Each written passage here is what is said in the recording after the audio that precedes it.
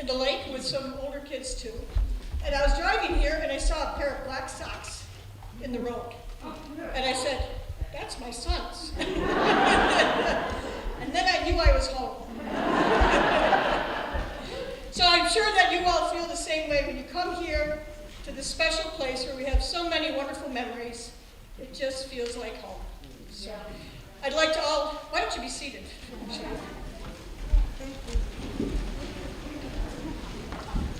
Probably can't see me too well. I'd like to invite you all, I was a 1982 graduate, by the way.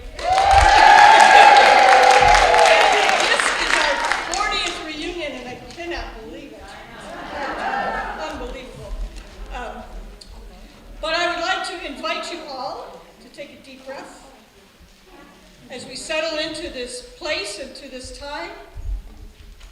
had the opportunity to listen to the story of another one of our wonderful alumni sisters, and just be here together on this beautiful June day. And welcome.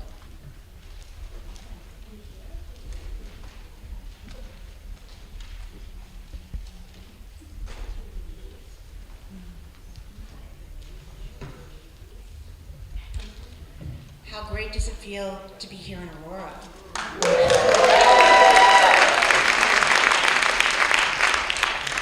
I'm Amy Saran McNaughton, class of '86, and it has been a privilege and an honor being your WCA president these last 6 years.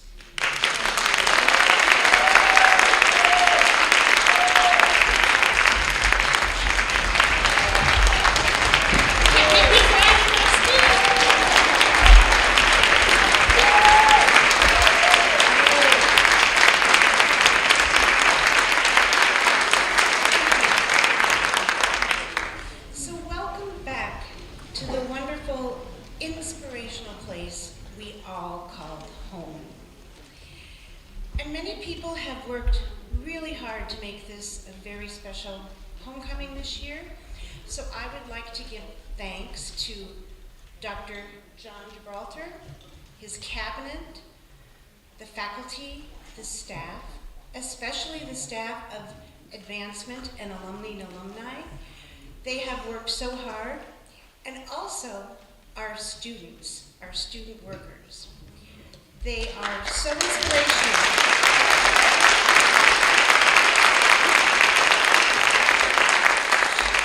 I hope you have a moment sometime this weekend to speak with them and hear about their current WELS experience.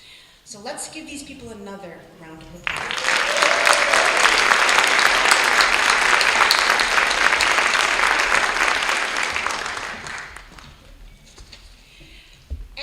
Convene this morning to present the Wells College Association of Alumni and Alumni's highest honor, the WCA Award.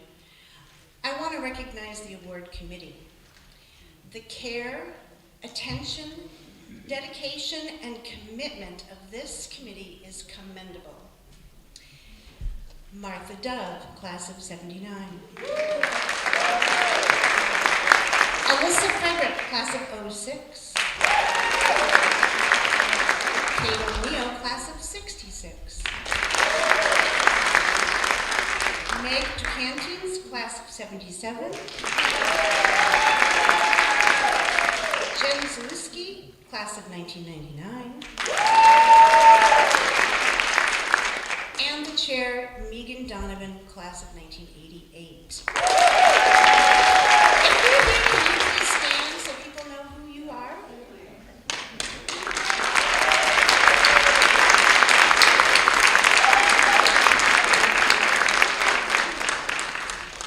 The WCA Award was designed to recognize WELS alumni and alumni of high achievement in their professions and careers, in volunteer and community work, in service to their alma mater, or in some combination of those endeavors. It honors those who have been uniquely empowered by their undergraduate experience, those who see their WELS education as providing a special foundation or sense of direction, and whose subsequent contributions reflect distinction on them as well as the college. This year, we are celebrating our 54th year of the WCA Award. And to my knowledge, WELS is the only school in the country where the Alumni Association selects the awardees 100%. The college doesn't even know who they are considering until we have informed the recipient. Each year since 1968, the committee has painstakingly considered, vetted, and researched a wide pool of nominees, and has ultimately and unfailingly selected wonderful and deserving recipients. including several past recipients who have joined us again this year. So please join me in recognizing these past recipients who are attending reunion. Susan Stanfest Wright, class of 57, who received the award in 1994.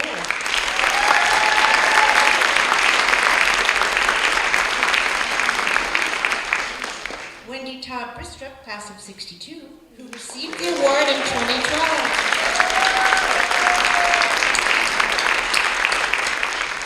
Pleasantville Rowland, class of 62, she received the award in 1989.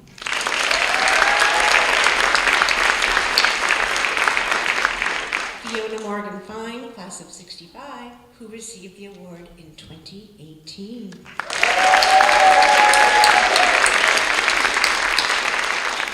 Karen Frankel Bloom, class of 67, who received the award in 2010.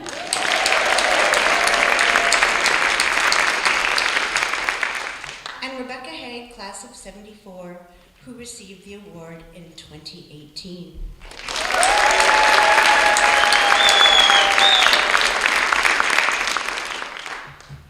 So due to eye surgery, Vera is unable to join us today, but is watching the live stream.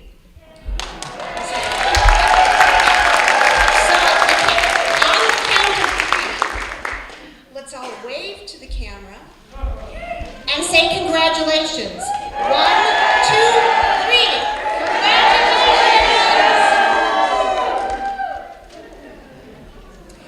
Vera has chosen her dear friend and classmate to accept the award on her behalf and read her remarks, and that is Katie Dawn, class of 76.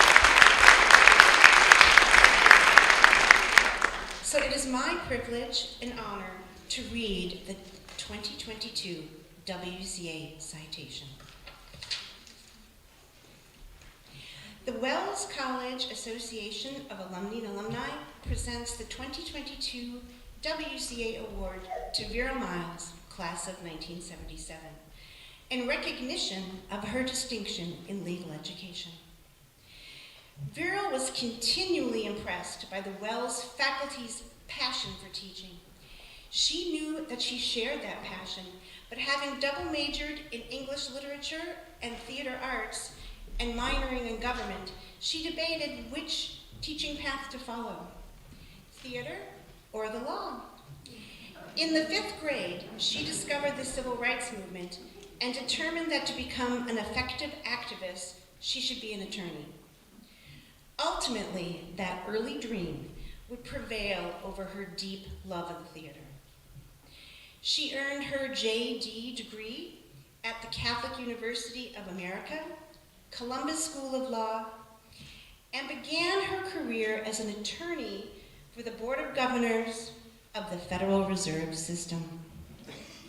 Still drawn to teaching, she accepted a faculty position at the George Mason University School of Law, and 5 years later, she joined the faculty at the Columbus School of Law, where she served with distinction for more than 3 decades. Faculty and students alike note her always open office door, her enthusiasm and her insight as a mentor, and her rigor and care as a teacher of consumer bankruptcy and commercial law. Quote, "My teachers at Wells gave me the joy of teaching, and that joy is with me every day." End quote. Also an esteemed administrator, she oversaw the school's academic operations as Associate Dean for Academic Affairs. Subsequently, on a 2-year leave of absence, she served as Deputy Director of the Association of American Law Schools, traveling widely and steeping herself in the common concerns of legal educators, from curriculum development to technology to building faculty diversity. Culminating these successes, Vera was named the Dean of the Columbus School of Law and served 7 years, the first woman and the first African American to hold this position at the school. As incoming dean, she described her vision of the law school community as, quote, working toward and for the common good, end quote.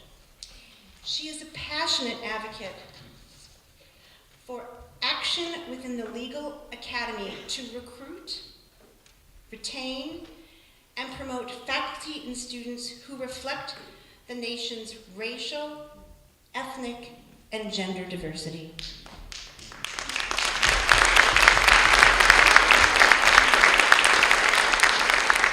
Students have twice selected her to receive the Catholic University's Mirror of Justice Award, which recognizes faculty who, through their scholarly contributions and dedication to teaching, clarify and advance the pursuit of peace and justice through the law.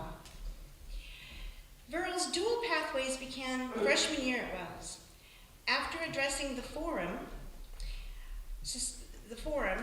a weekly public affairs program sponsored by the Black Women's Society, she successfully auditioned for Castilia's Spring Play. It was her opening act, and for 4 years of memorable performances.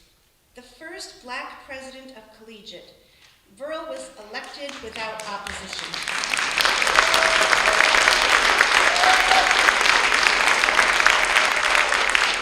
She is remembered as a caring, confident leader who rebuilt student engagement and worked closely with Wells' newly inaugurated president, Sissy Farringbold. She remains deeply loyal to Wells. She served twice on the Board of Trustees, was the class of 2007's commencement speaker, and was co-consultant to the 2014 Presidential Search Committee. In honoring Vera with this year's WCA Award, Wells celebrates her leadership and grace as a student and a teacher, her devotion to legal education as a tool for social justice, and her love for this unique place that is our alma mater.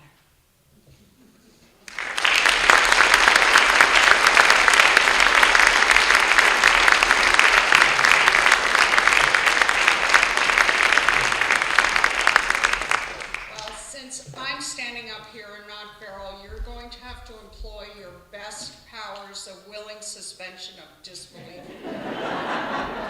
Since we don't look a lot alike, and I can't begin to approach her stature in every way. So, thank you, Beryl. So these are her words, not mine. I want to express my gratitude to the Alumni Association for this award. I also want to thank Toby Vandervorm for nominating me for the award and for her unwavering support and encouragement over the many years of our treasured friendship.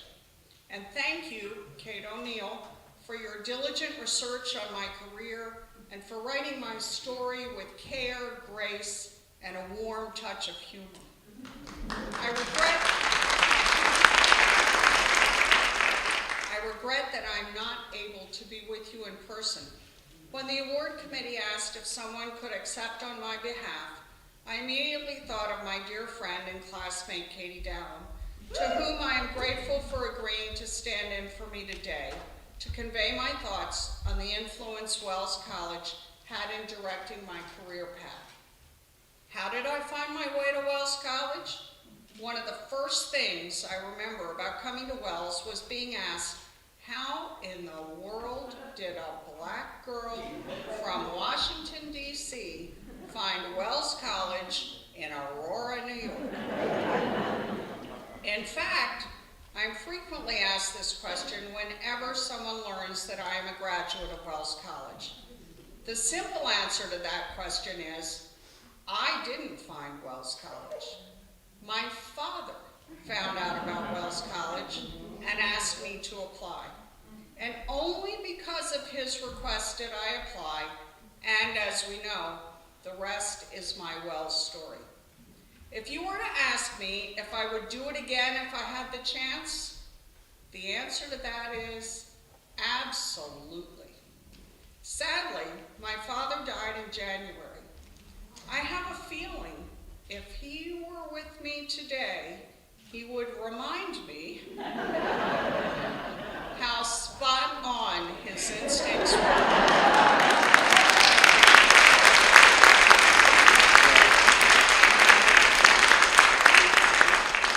About Wells College and me, a perfect match. My Wells College experience is the reason I pursued a career as a professor. When I sat on the lawn of Macmillan during graduation 45 years ago this May, I found myself thinking about the amazing experience I had had as a student and how much I would miss my teachers. During the ceremony, I recalled how much I loved going to classes with Hugo Timer, Alan Clugston, Eva Beasley, Robert Babcock, John Nesselhoff, Tom Helmstetter, Nancy Wynn, Frau Diner, and Spencer Hildahl.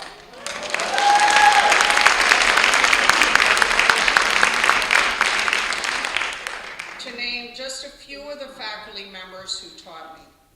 And with every class, I was so aware of the joy and passion each of them exhibited in his or her unique way.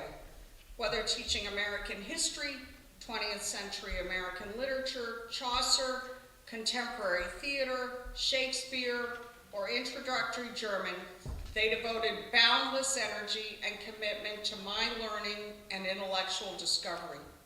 At every point, my Wells College faculty pushed me to think critically, to expand my knowledge and understanding of every subject we considered, and to be both a discerning and creative voice in my present and future course as a lifelong learner. By the end of the graduation ceremony, I thought, if this wonderful group of people enjoyed teaching me as much as I enjoyed learning from them, then I want to do that as well. I want to teach too. And the rest of my story as a teacher, and the rest is my story as a teacher. Every day that I walk into a classroom, my Wells College faculty are like muses who inspire me to bring as much joy and passion to the classroom as I can. As you have heard, I teach courses in commercial law, a subject that is viewed as being a bit on the dry side of law school courses. And they are courses that most students take only because the subject is going to be covered on the bar examination. Accordingly, many of my students are a bit apprehensive about taking my courses. For me, however, commercial law is exciting, extremely relevant, and important to general law practice. Of course, this is a good thing, because when facing student anxiety and reluctance, I know that my joy and passion about the course are essential. I demonstrate those emotions in the classroom when making points with an added touch of drama, no surprise here. And like my Wells College faculty, I push my students to think critically, to expand their knowledge and understanding of commercial law, and to find their creative voices as they learn how to approach the legal problems and transactional challenges they will find in this practice area. My Wells College experience helped define my approach to every opportunity and challenge that I found beyond Wells, including my decision to become a law school dean. When I think about my complete Wells College experience, I think of it as a can-do experience. There just didn't seem to be any limitations on what we could do at Wells, except for the limitations we allowed to take hold of our imagination and persistence. Yes, we've always been a small college in a remote place. And yes, there were limited course offerings in the catalog when I attended, but we weren't limited by the catalog. I remember that if we wanted a certain course or to undertake a particular course of study, we could propose a new offering or our own plan for independent study, putting the possibilities in our hands and the limitations out of mind. And I am not suggesting that we were delighted by every social or student organization event planned for us by the Dean of Students' office. But I remember that if we wanted to host an event or party, the administration gave us the support and responsibility to make it happen, and we did. I believe it is because Wells is small and remote that we were compelled to look beyond limitations and to be creative and persistent about what is possible. The faculty and administration encouraged us to do this by their example. In 1975, Wells College sponsored a conference about women in politics, and it was not just any gathering of women politicians. The speakers were iconic national leaders, including Congresswoman and former Democratic presidential candidate Shirley Chisholm, her congressional colleagues Bella Abzug and Elizabeth Holtzman, and our future Wells College president, Sissy Farenthold, a political trailblazer who was the first woman elected to the Texas legislature and then was a Texas gubernatorial and Democratic vice presidential candidate. In the fall of 1976, Nancy Wynn, our theater professor, told the members of Castalia that not only would the fall production be Shakespeare's tragedy King Lear, but also, though an all-male cast had performed it in the Elizabethan era, an all-female cast would do it in Phipps.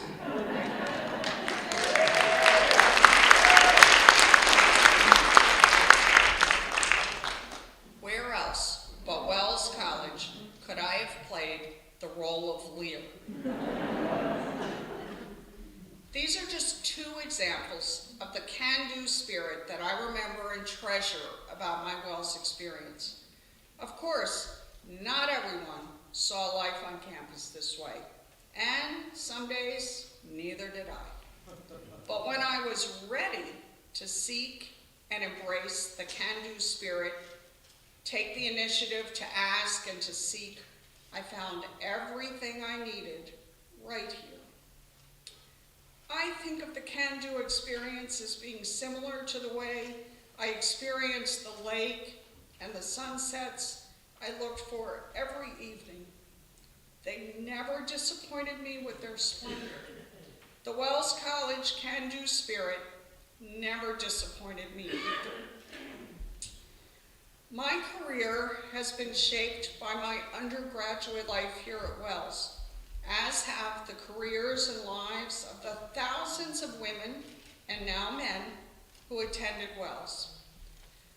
We must always remember what Wells College did for each one of us in its distinct way, and work to ensure that it will be here to do the same for generations to come. Thank you very much for this honor.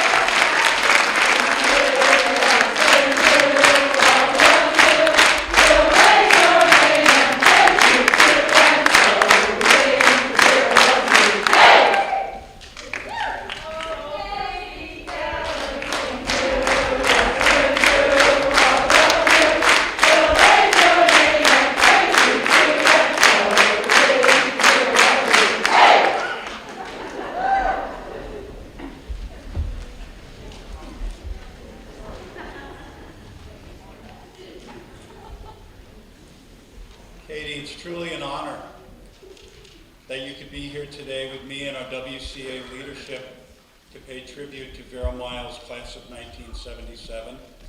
and her extraordinary record of personal and professional achievement. And Vera, I am so glad that you're with us on live stream.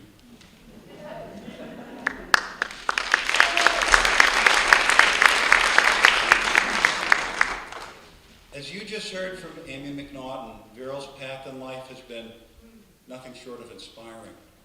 She blazed new trails here at Wells and throughout her career, and generations of students at Wells, in Washington, D.C., at Columbus Law School, and everywhere else that her path has taken her. I was particularly struck by one part of the citation when Vera said, "My teachers at Wells gave me the joy of teaching, and that joy is with me every day." I can't tell you how gratifying it is to me every time I hear a Wells graduate tell me about how the college has shaped their lives. And even more gratifying to hear that you had reached out to Jamira Young, class of 2004, when she was elected collegiate president. You shared your own story as the first black president of collegiate and mentored Jamira, who also served with you on the 2014 Presidential Selection Committee. This is the kind of Wells bond that strengthens our community and keeps our alums connected to this very special place. Even our own Scott Heinekamp, professor of physics, captured Vera's essence in his own distinctive way as austere thinking. She flies at 30,000 feet. I'm also told that a graduate of Columbus Law School shared this powerful story with the award committee. She said, quote, "As a black woman, you walk down the hall to the dean's office passing portraits of white men. Then you get to Dean Miles' portrait, and you just never get over that."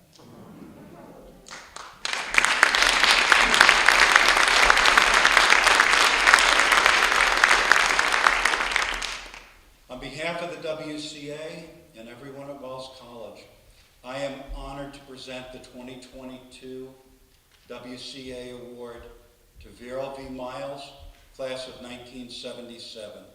Congratulations, and thank you again, Katie, for traveling all the way here to accept this award on her behalf.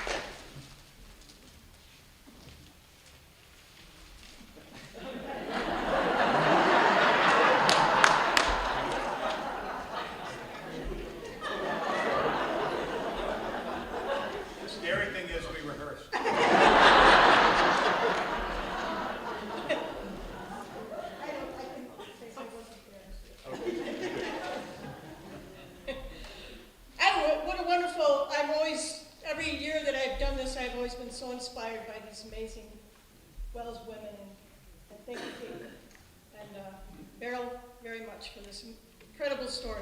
I would ask all of you to look at one another and say, Wells can do. The Wells can do spirit. I think that sums it up pretty much. Wells can do. But as you go from here, may you feel the power of this beautiful place, the wisdom that was shared, and the love that brings us all together with each other, with this space, with creation, and with knowledge. Let us all go out there and can do.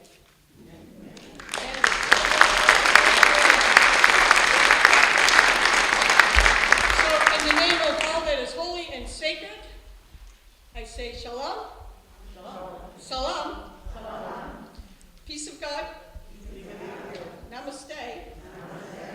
And may the force be with you.